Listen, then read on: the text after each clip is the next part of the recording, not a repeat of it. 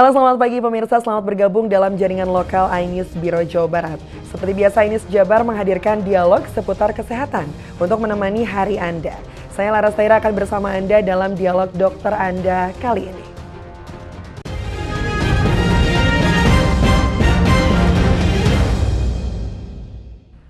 Pemirsa, tak hanya menjadi alat indera manusia, mata juga menjadi tolak ukur kesehatan seseorang. Terjaganya kesehatan mata membuat seseorang dapat beraktivitas dalam kondisi prima. Bila tak peka sedikit pada kondisi mata, bisa jadi segala kegiatan akan terganggu atau bahkan kesehatan pada organ tubuh lain ikut menurun. Salah satu penyakit mata yang patut jadi perhatian adalah katarak. Seberapa besar bahaya pengaruh pada lensa mata ini pada tubuh seseorang? Lalu bagaimana upaya penyembuhan dan pencegahannya? Bersama Rumah Sakit Santosa Kopo sudah hadir di studio kami Dr. Khalid Kurniawan untuk membahas hal ini lebih lanjut. Selamat pagi Dr. Khalid. Selamat pagi. Apa kabarnya dok? Alhamdulillah baik. Sibuk apa dokter? Ya biasa praktek. Praktek terus ya dok ya. Pagi hari ini kita akan membahas mengenai seputaran katarak begitu ya dok ya. Nah ini secara general saja penjelasan dari katarak sendiri itu apa sebetulnya dok? Kalau katarak itu sendiri adalah suatu kekeruhan pada lensa mata sehingga menyebabkan mata kita menjadi penurunan penglihatan, di mana lensa menjadi lebih keruh sehingga cahaya yang harusnya masuk melalui mata ke dalam mata kita terhalang cahayanya oleh kekeruhan pada lensa tersebut sehingga tidak bisa mencapai retina dan kita tidak bisa melihat. Oke, artinya ada sesuatu kelemahan pada dalam bola mata itu ya. Nah, pada lensa matanya. Pada lensa mata. Nah, sebetulnya faktor pemicunya apa itu dok? Kalau faktor pemicu atau penyebabnya bisa bermacam-macam, tapi terutama adalah faktor degenerasi atau faktor penuaan atau faktor usia. Jadi ketika di atas usia rata-rata mulai 45 atau 50 tahun terjadi proses degenerasi tersebut. Tapi selain itu ada beberapa faktor penyebab lain seperti misalkan adanya trauma atau trauma itu kebentur, kepukul dan sebagainya pada daerah wajah dan sekitarnya. Terus ada juga misalkan faktor sistemik seperti dia mengalami kencing manis atau diabetes atau juga karena pasca dari penyakit infeksi pada bola matanya itu bisa menekan, atau misalkan faktor dari ibu hamil yang ketika hamil dia mengalami infeksi rubella contohnya, akhirnya ketika melahirkan anaknya menjadi katarak. Itu salah satu bisa berpengaruh juga. Ada juga karena misalkan faktor dari ultraviolet juga bisa. Baik.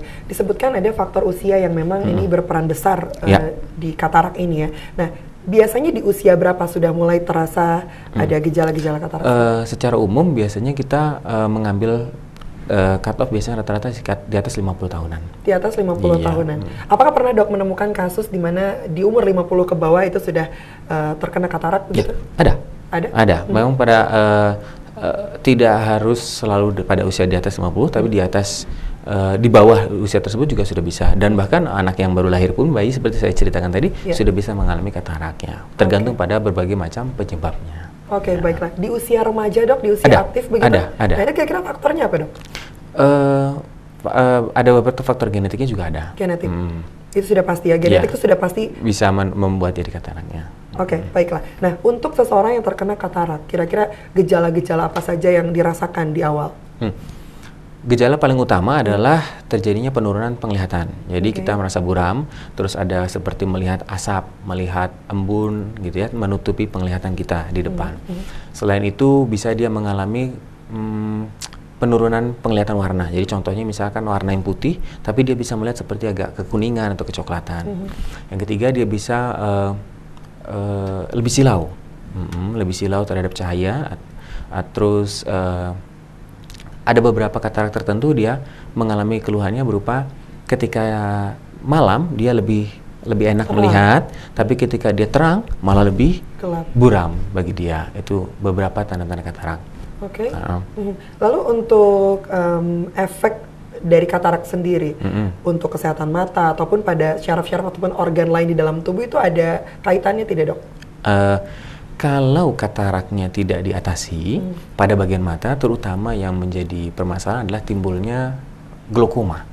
Glaukoma adalah suatu penyakit yang berkaitan dengan peningkatan dari tekanan bola mata, walaupun kadang-kadang juga beberapa hal tidak disertai peningkatan bola mata yang menyebabkan terjadinya kerusakan pada saraf matanya.